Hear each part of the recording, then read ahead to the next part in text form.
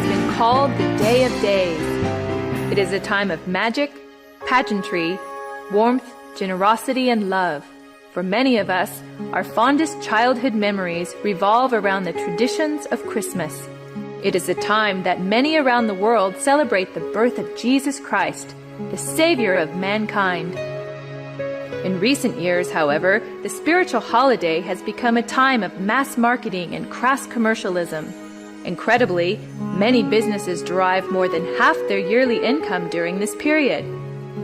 The process of gift-giving, once thought to have come from the story of the wise men who offered gifts to the newborn Christ, has evolved into the buying frenzy we see today during the month of December. But what about the other Christmas traditions? Have you ever wondered why we decorate the Christmas tree? Why we light the Yule log? Why we hang the mistletoe? And why we teach our children to believe in Santa Claus? In the next hour, you will discover the true origins of Christmas. You may be surprised or even shocked to learn the source of your favorite holiday traditions. Chances are you will never look at Christmas the same, ever again. In the Northern Hemisphere, during late December, the days are at their shortest and the nights are at their longest. For those of the pagan world, this has always been the greatest time of year to celebrate and practice the works of darkness. The pagan calendar identifies this period as the winter solstice.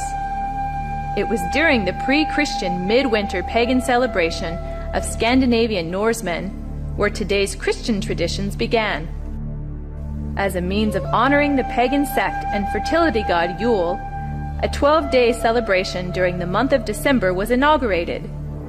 Around December 21st, the winter solstice, fathers and sons would drag home the biggest log they could find and set it on fire. The Yule log warmed, but it also looked ahead.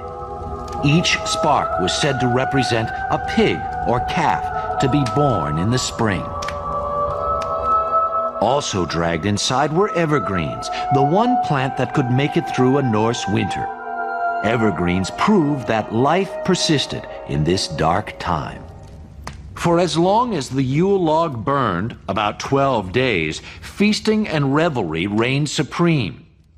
In fact, this was one of the few times that meat was abundant, since cattle had just been slaughtered for the long winter.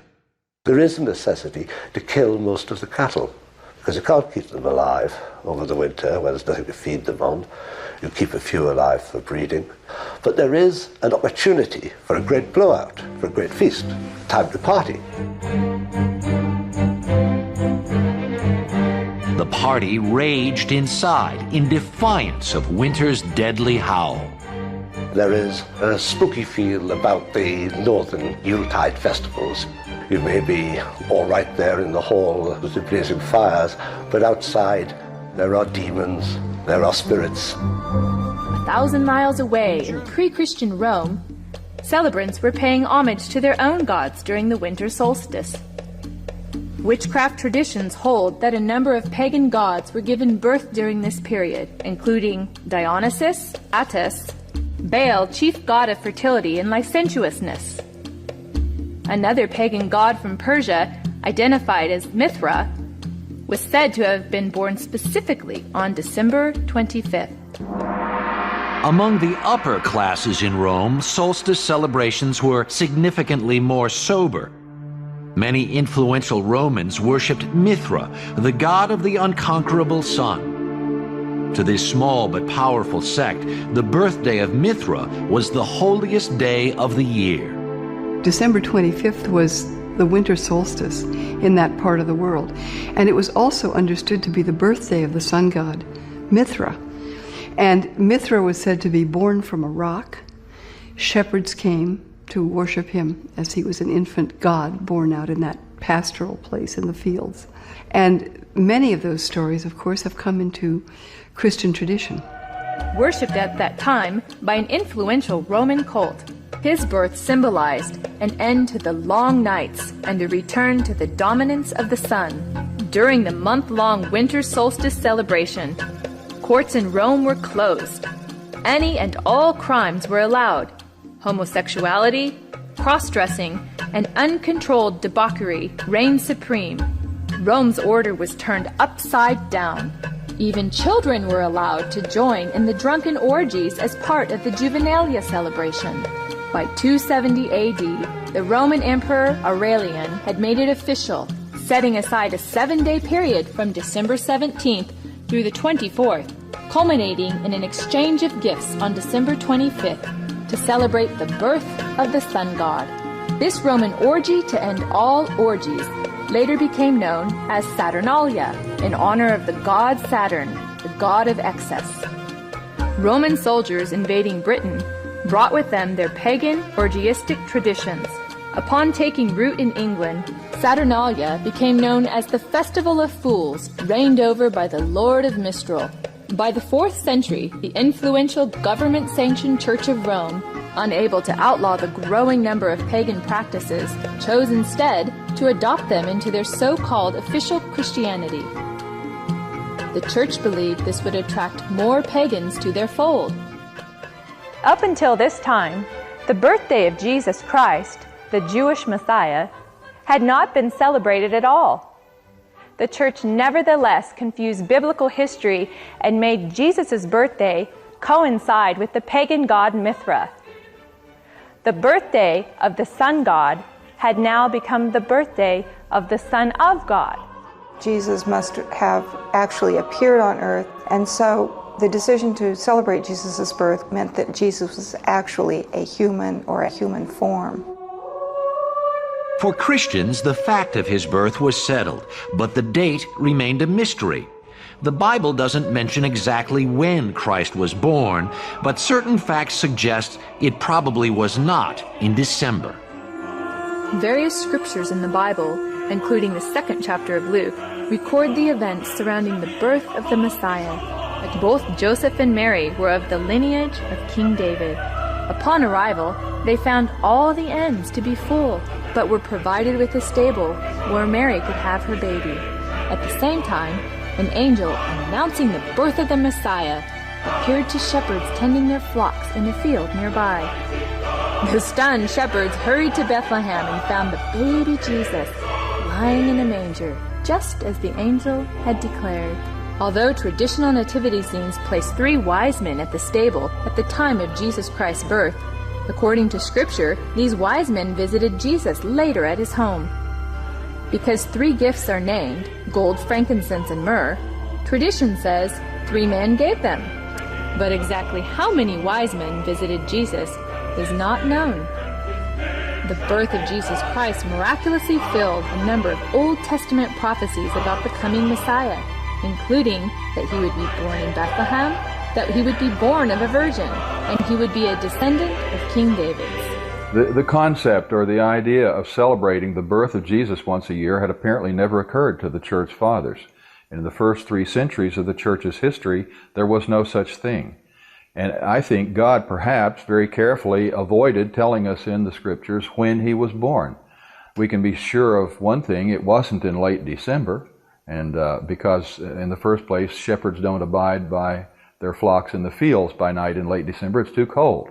They take them out in the morning to pasture, protect them while they eat all day, and then bring them back in at night. So it wasn't in late December. It's an interesting thing, and perhaps an intellectually tantalizing thought, to try to figure out when he was born. And it can be done within limits, and if it mattered, and apparently it doesn't matter to God. The Church of Rome placed the first day of the Mass of Christ on December 25th and the 12th day on January 6th, despite no scriptural reference for January 6th.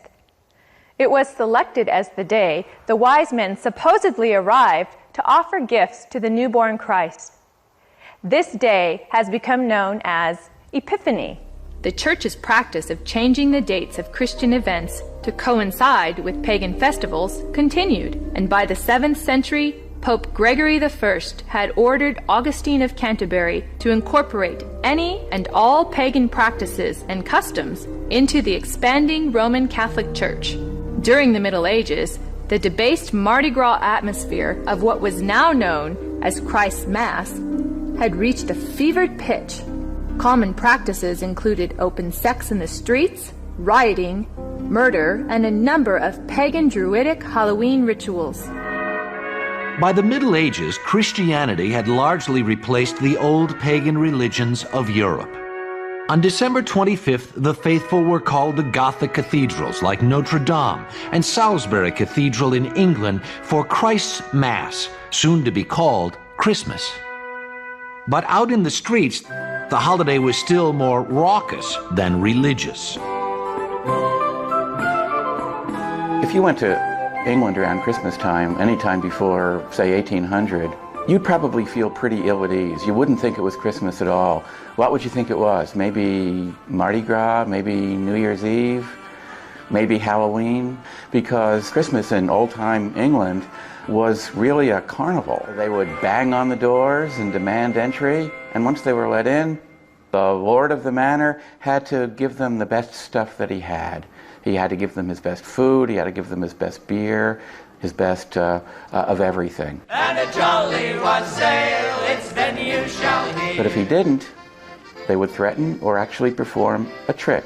Come butler, come fill us. One surviving Christmas song says, if you don't give us what we want, then down will come butler, bowl and all. But if you do draw us a bowl of the small, then down shall go butler, bowl and all. Some historians think that it performed the role of a safety valve.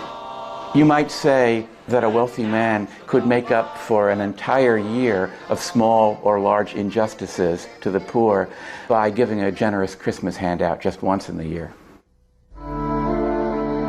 The rules of Christmas would soon change, however, as a wave of religious reform swept through England in the early 17th century, honoring the pagan god Saturn from infiltrating the New World. The Reverend Cotton Mather had warned in a Christmas Day sermon in 1712, "Can you in your conscience think that your holy Savior is honored by hard drinking, lewd reveling, and by a mass fit for none but Bacchus or Saturn?" But the public's taste for sin and revelry persisted. In 1828, gang rioting during the Saturnalia-like Christmas celebrations got so bad that cities such as New York were forced to institute a professional police force for the first time in order to control the savagery. This blood-drenched celebration got so out of hand that by 1652, following the execution of King Charles I, Christ's Mass was finally outlawed in England. A religious reform movement began sweeping the country, led by Puritan Oliver Cromwell. The Puritans took the biblical mandate seriously, which commanded that Christianity remain pure and separate from paganism. Despite their noble efforts, the celebrations simply went underground, and by 1656, after only 4 short years under the ban, the public's demand for the legalization of Christ's Mass the men of Kent and Canterbury passed a resolution saying that if they could not have their Christmas Day, they would have the king back on his throne. They soon got their wish. The monarchy was restored with Charles II, and Christmas was restored with him. It seemed the English could live without a king, but not without Christmas. It has been argued that one reason for the restoration of the monarchy is because by restoring the monarchy you also restored Christmas, or restored the proper English Christmas with its rituals, its traditions and its carousing. Christmas is brought back, if you like, by popular acclaim. In fact, on December 25th, 1789, the United States Congress sat in session and continued to stay open on Christmas Day for most of the next 67 years. At this same time, there are people who are writing in their diaries that, isn't it too bad we don't have any holidays? So after the Revolution, here is an entire nation that works hard, has forsaken many holidays, has given up many holidays because they were holidays that were mandated by the Crown. And it is time to start thinking about how to populate the calendar. As the 19th century dawned, Christmas would be one holiday that would pull the new nation together. But it wouldn't be the carnival Christmas of Old England, nor would it be particularly religious. America would invent its very own Christmas, and in the process, reinvent it for the whole world. During the Saturnalia celebrations, holly and other greens were hung over doorways as part of a pagan ritual to ward off evil. To deck the halls with boughs of holly was to acknowledge the powers of the nature gods. According to Wiccan rituals, placing holly or other greens in the shape of a circle or wreath accentuated its magical power. Similarly, mistletoe, when used in casting of Wiccan or Druidic spells, could render a woman helpless and open to sexual exploitation.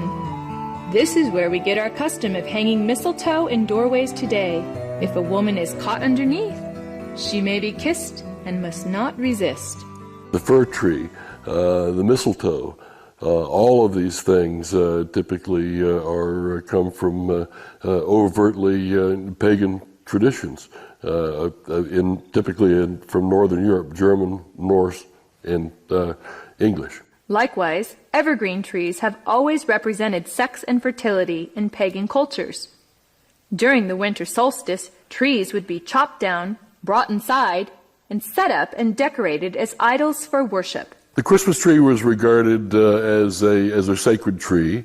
The pagans of Northern Europe typically worshipped trees. They regarded trees and groves as sacred. So the bringing of the tree into the house would be a way of bringing this supernatural source of blessing into your home. That was the whole idea, that there were spirits who resided in the trees. In the Middle Ages, the tradition of the winter solstice Christmas tree primarily took root in Germany.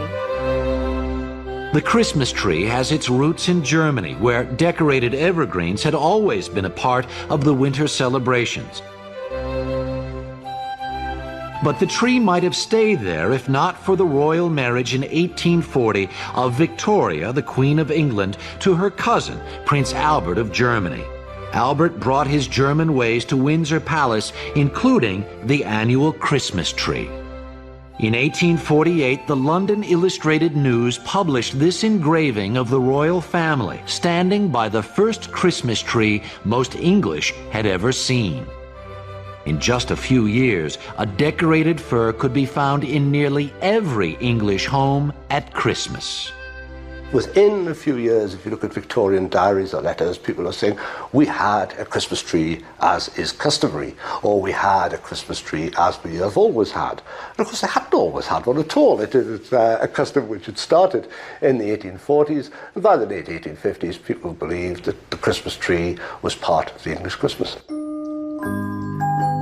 Americans embraced the Christmas tree just as quickly as the English had. In fact, its connection to the Old World was one of its strongest selling points. For a lot of Americans, these are going to be new holiday traditions, not something their parents observed, especially in the case of the more austere Protestants. So they're looking for a reason for what they're doing. The evergreens traditionally brought inside were soon decorated with apples, symbolizing the Garden of Eden. These apples would eventually become Christmas ornaments. And holly, a traditional midwinter decoration, was recast to represent Christ's crown of thorns. People already had their own agenda for this season, and that agenda was not one that was really radically changed when the names got changed from non-Christian to Christian names. The church pretty much had a policy of live and let live. If people would call themselves Christians and do lip service to the birth of the Savior, then let them do anything that they wanted to do with it. During the Dark Ages, the European custom of putting an oil-lighted wick lamp in the windows during the 12 days of Christmas signified to neighbors that the occupants were participating in the pagan worship of the phallic idol Yule. In today's commercialism, this is where we get the tradition of decorating our houses with Christmas lights. The Yule log custom was originally brought over to America by Scandinavian immigrants during the 1600s. Despite attempts to ban the tradition, it has stayed with us to this very day. Today, when we wish someone Yuletide greetings, we are in a sense invoking the power of the fertility god Yule upon that person. By mid-century, Christmas was everywhere in America, in the streets, in the homes, in the marketplace. The one place you could not find Christmas was in church. Most Americans were Protestant, and the Protestant church had ignored Christmas for years. But Protestant Victorians longed for official religion on this sacred day. What a number of them do initially is say, well, if we can't find a Christmas service in our Baptist church or our Presbyterian church, let's go see what the Catholics are doing, or let's go see what the Episcopalians are doing. And increasingly that puts pressure on these Latter-day Puritans to have Christmas services, because there's a way in which lay people begin to expect it. Church services, mistletoe, and Christmas trees. America's new holiday now seemed firmly in place. But Victorian America had one last contribution to the Christmas season. A jolly elf who shimmied down the chimney would soon personify Christmas.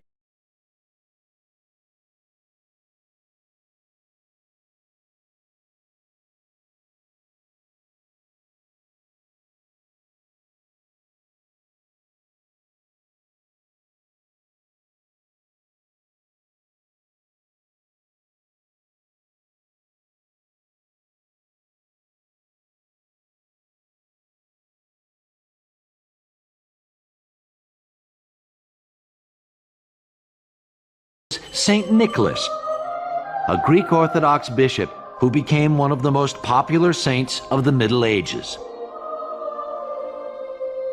On December 6th, St. Nicholas Day, good children woke to gifts from the kindly saint. Bad children sulked away with nothing. In Holland, he was known as Sinterklaas, and when the Dutch came to this country, they brought tales of their gift-giving Nicholas with them. Less clear was what exactly this Santa Claus looked like. At first, Santa came in all shapes and sizes: a pagan sorcerer, a frightening gnome, even a drunkard on a turkey-driven sleigh. Now that raises an interesting question. How did good old Saint Nick become Santa Claus? Well, it turns out Santa hails from New York. Our modern-day idea of Santa Claus is created by a group of New Yorkers in the 1820s. The most well-known is Clement Moore, whose 1822 poem, "'Twas the Night Before Christmas," changes Saint Nick from a stately bishop into a portly elf. Then, in the early 1860s in New Jersey, cartoonist Thomas Nast gives Santa the look he's had ever since.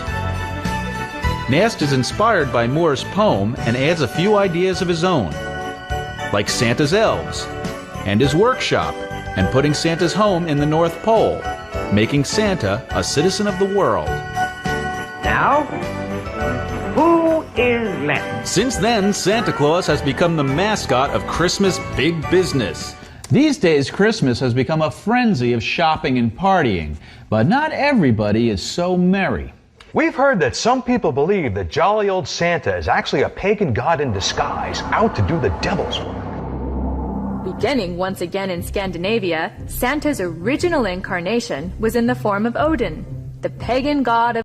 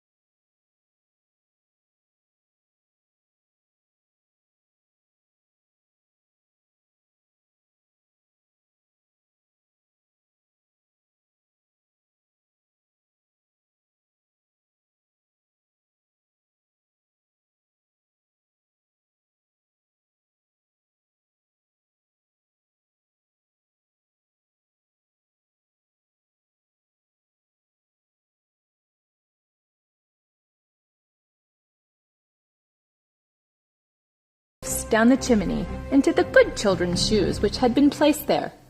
It was from this story that we get our tradition of hanging stockings on the mantle at Christmas time. If able to recite a verse or demonstrate a skill to St. Nicholas, the child would receive a gift. If unable to remember a verse, or if a child had been bad, he or she would receive a switch or a whip. Ruprecht also carried a large sack, which he would frequently use to haul away the really bad boys and girls. As more and more Christian churches began combining the pagan rituals of the winter solstice with the celebration of the birth of Christ, emphasis on St. Nicholas's role began to shift. Some cultures began to downplay the role of St. Nicholas, but surprisingly retained Ruprecht. Eventually, Knecht Ruprecht was made the companion and servant to the Christ child himself. In this scenario, the devil is actually given the title the Weihnachtsmann, or Santa Claus.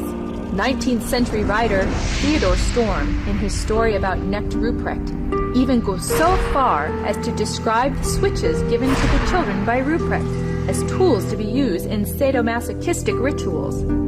Soon the image of Ruprecht would fade from the Christmas tradition, but not his sadistic influence. Many of the early depictions of Santa Claus portrayed him not as a jolly gift giver, but as of an unfriendly disciplinarian, complete with a switch or whip. One of the problems with the Christmas gift thing for children is that it really is a religious teaching, a wrong religious teaching, because it teaches them that if they're nice, they get the gifts. If they're naughty, they don't. Or in my case, I was taught that he would leave us a bundle of switches. Isn't that interesting? It's a salvation by my own personal virtue. But there's a second thing wrong with it, and that is that they're going to get those gifts whether they're naughty or nice, because most parents love their children and wouldn't dream of, quote, ruining their Christmas. And they're not going to ruin Christmas. They're going to give those children the gifts anyway. And sooner or later, those thinking children are going to realize, I wasn't very nice, but I got the gift anyway. So it isn't important to be nice. It isn't important to do what is right and avoid what is wrong. A captain of industry with a heart of gold. It's no wonder that by the 1840s, Santa Claus was an irresistible image to America's retailers. Here was a guy who could sell anything at Christmas, but make it seem like you were not buying gifts at all. Santa Claus provided a way for both children and parents to pretend that Christmas presents were not in the realm of the commercial marketplace, that Christmas presents existed in the realm of pure domestic affection. So Santa Claus played a very important role for both parents and children. He took presents out of the realm of commerce.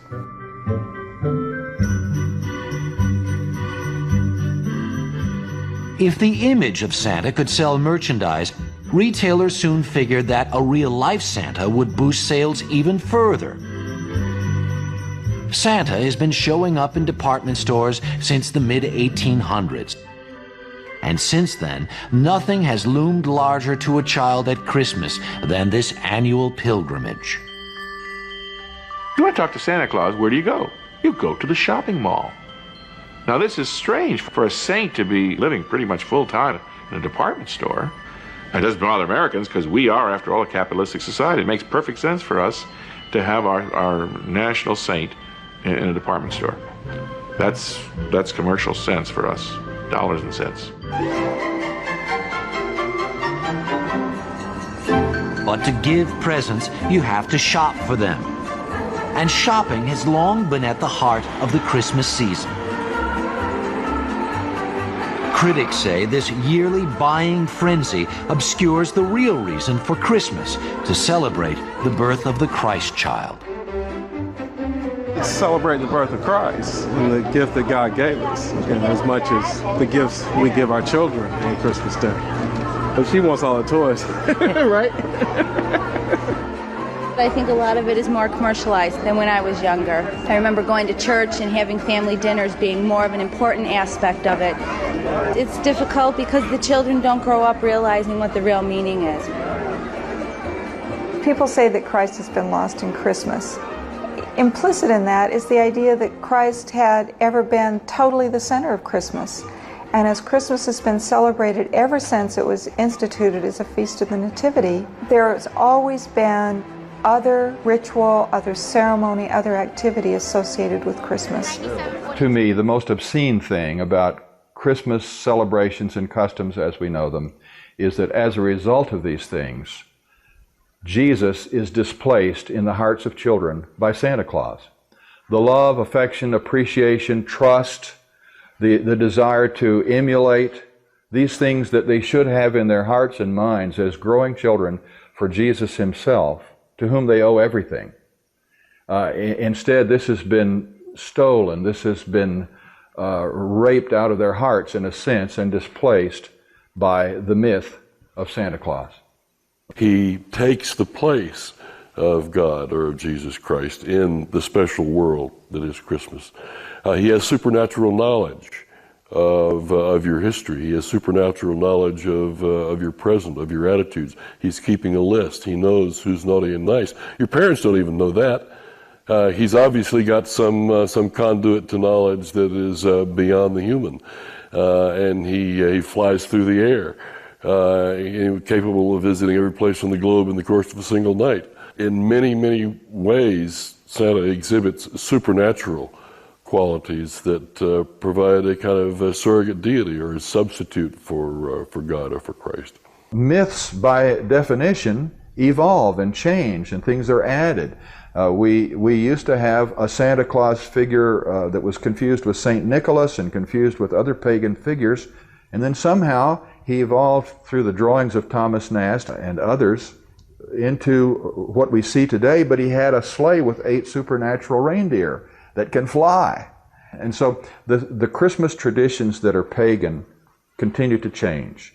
But the truth of Jesus, the truth of the Incarnation, the truth that the Word was made flesh and dwelt among us, never changes, never will. In order to carry on this myth of Santa Claus, we must lie to our children. We must deceive them. We literally must lie to our children. And one of the wonderful things about children is that they naturally believe everything that we tell them when they're small.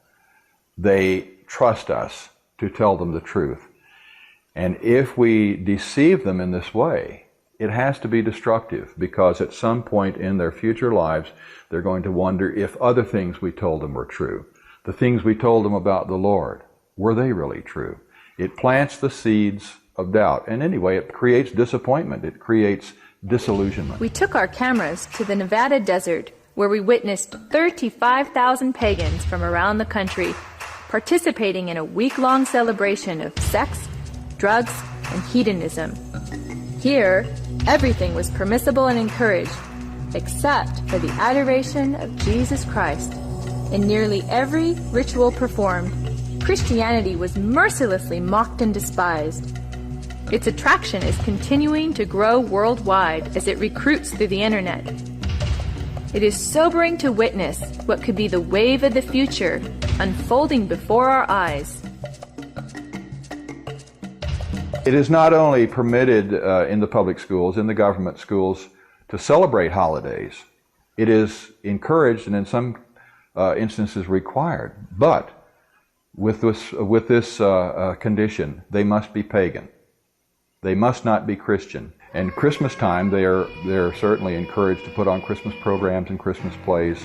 But all references to Jesus, all references to the gospel, all references to the Incarnation, all references to God must be omitted. They sing about Santa Claus, they sing about Rudolph the Red-Nosed Reindeer, and God only knows what else they sing about that isn't scriptural. Since the pagan elements in Christmas are so strong, and they provide virtually the entirety of the structure and the content of the holiday, there is no Christian element in the holiday. Therefore, it becomes the ideal, politically correct, culturally diverse, multicultural holiday for everyone. In the 17th chapter of John, Jesus taught us that it was appropriate for his followers to be in the world, but not of the world, meaning that we should be involved in our world so as to have a positive influence, but not be corrupted by it.